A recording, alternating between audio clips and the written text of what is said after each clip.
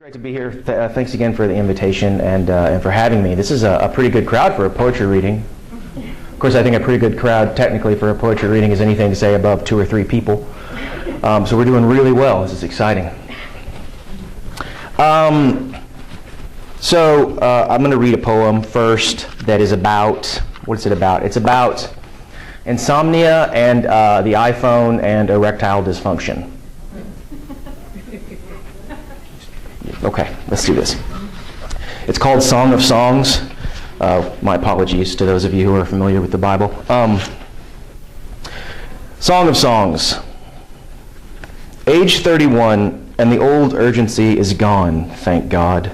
A woman's ass is just a woman's ass. Probably I should go to the doctor. Probably it isn't normal to feel this numb, this fast. Say it's a tumor. A lusty malignancy nibbling at my amygdala, high seat of our last lizard cousin and his wanton, slitted eyes. Say it's simple heartbreak, the rung by rung descent from beloved to belabored, the shadow she casts at prayer. What difference there? What possible matter? Now I get excited at fuel efficiency. 2-for-1 sales was hard for half an hour waiting in line for the iPhone. Solomon had 700 wives. When did that silly fucker sleep? When do I? I think tonight I'll go to Bottoms Up, Skank City, where the dancers forego pasties and the health inspector insists you bring your own beer. I'll pull their most comely lady onto my lap, rub rose oil into her bunions and corns. We'll sit out her smoke breaks, chalk hopscotch squares in the parking lot, compare the interest rates on our credit cards. Come closing, we'll hit the McDonald's drive-thru on our way to casino country. When asked for our order, cradle the mic and sing. Stay us with flagons, comfort us with apples, for we are sick of love. It's okay to laugh, by the way, if you find something funny. You don't have to laugh if you don't think it's funny, but parts were intended to be. About a year ago, no, 2 years ago, I guess, I got kind of interested in meditation just because somebody told me it, might help me be less of an asshole. Never mind who said that or why, that's not important. But what I found is that it's really a lot harder than it looks, and I don't think I've ever been worse at anything than I am at meditating. Dancing maybe, exercising maybe. It's close.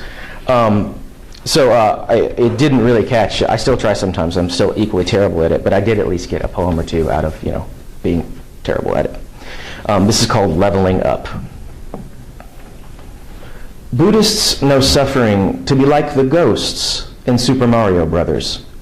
They advance only when your back is turned. To face them is to reclaim the distance between you and your mind. How to believe in such power? Last night, I lay awake till 5 a.m., then drove to Starbucks. New light crept toward all the dampened metal in the room. The pretty barista sighed as deeply as the venting steam.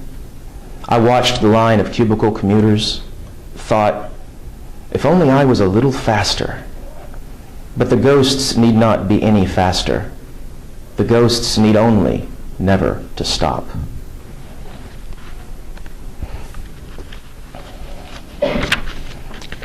A lot of these poems are set in Arkansas, all of them, as a matter of fact, maybe except for one. And strangely, a lot of them, I suppose, are about nature or contain nature, set in the woods, which is odd because I was one of those nerdy kids growing up who, didn't want to go outside. It was hot, there were bugs.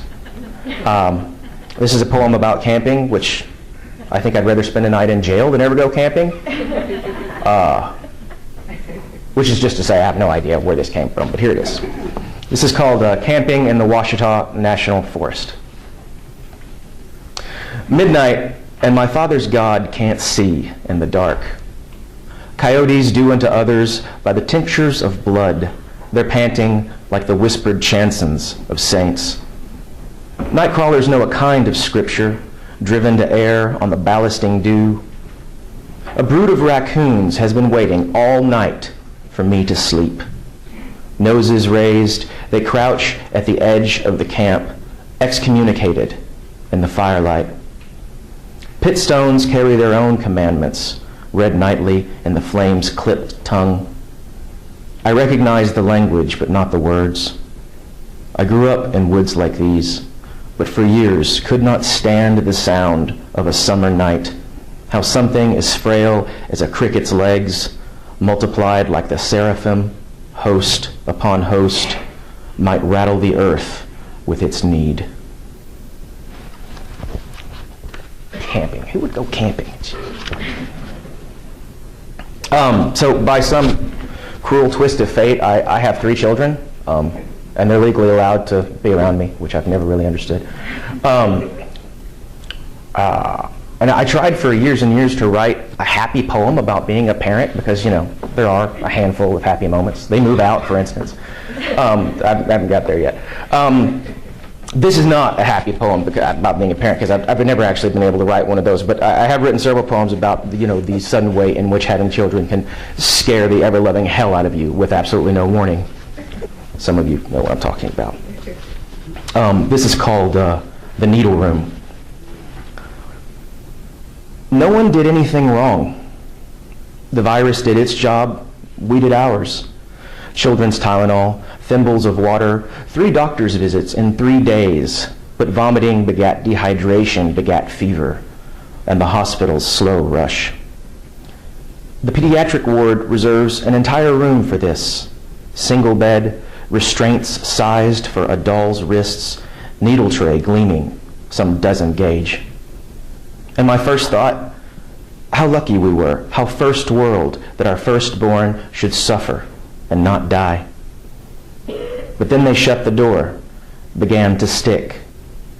First place I couldn't follow, first of many.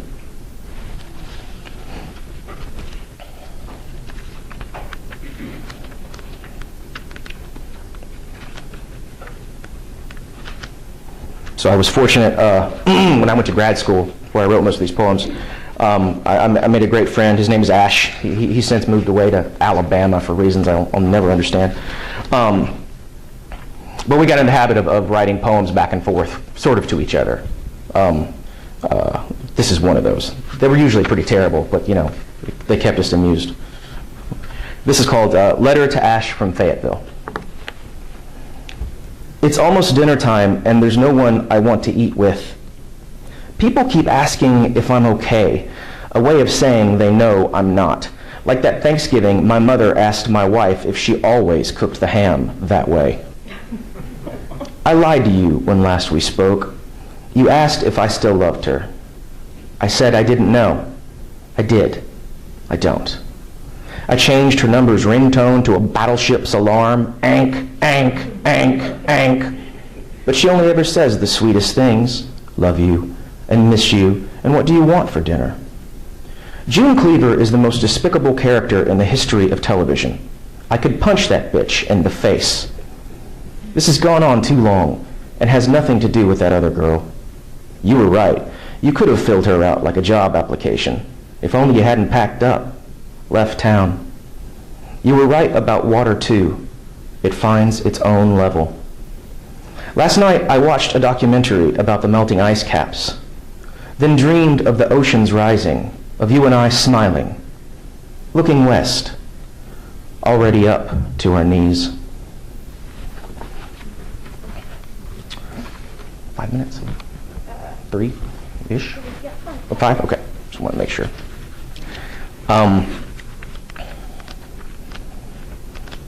A fair number of the poems in this book are about my father, and he got ill when I was a teenager and eventually died from it. And I tried for a long time to.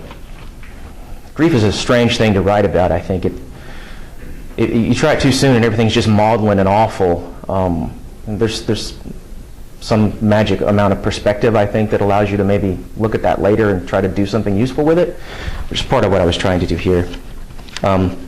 But this is a poem called Morning Fire. You died on the edge of spring, the winter having passed, sclerotic and austere, pale as bottled milk.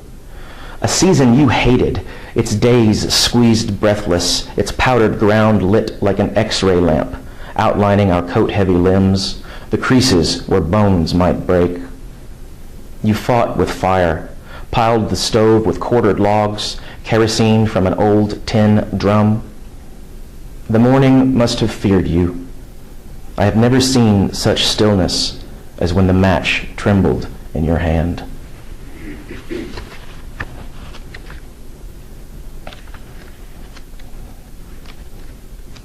So I think I have time for two more.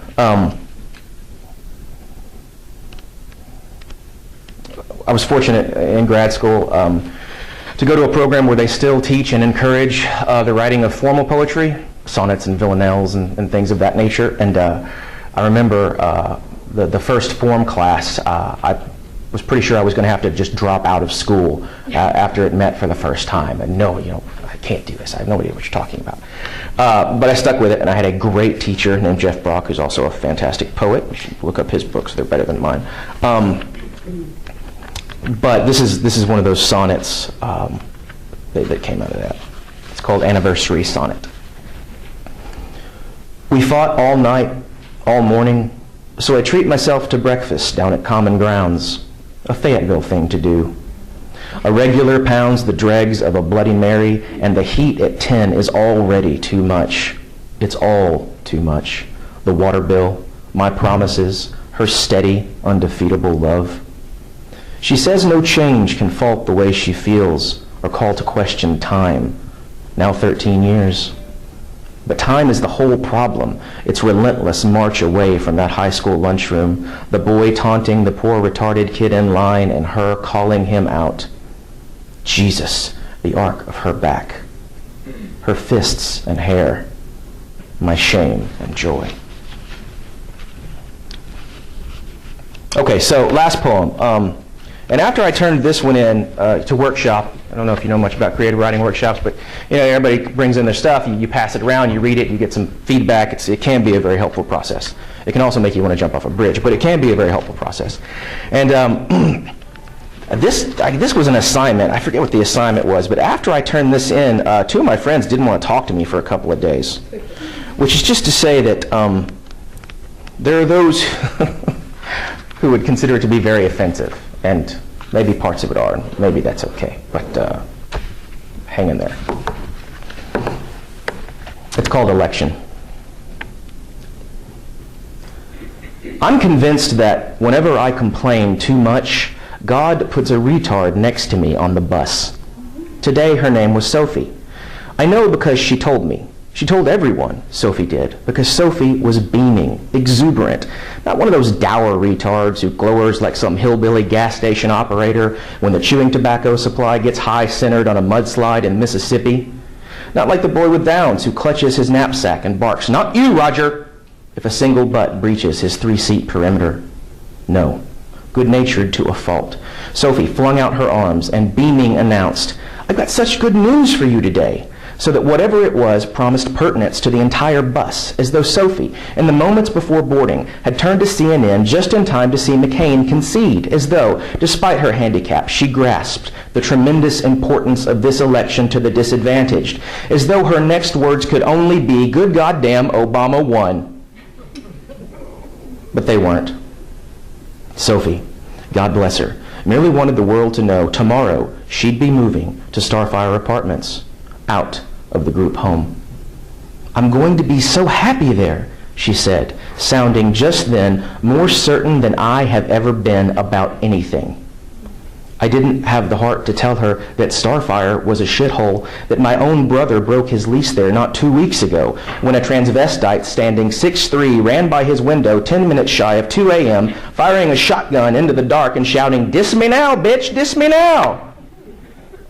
Nor did I trust myself to explain to Sophie, or anyone, the misery of my own predicament, to describe how lavender smells when it sweats through a woman's hair, to distill the terrible silence that sat down with me at breakfast, to confess I'd rather move into her empty bunk at the group home than ever go to mine again. What use is perspective when all it offers are retards for comparison, when its only lesson is how things could always be worse? What good are averages when the limits spread so far?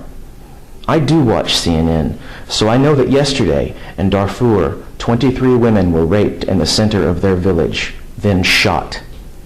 Just as I know that today, in Fayetteville, a 42-year-old woman packed her own suitcase for the first time.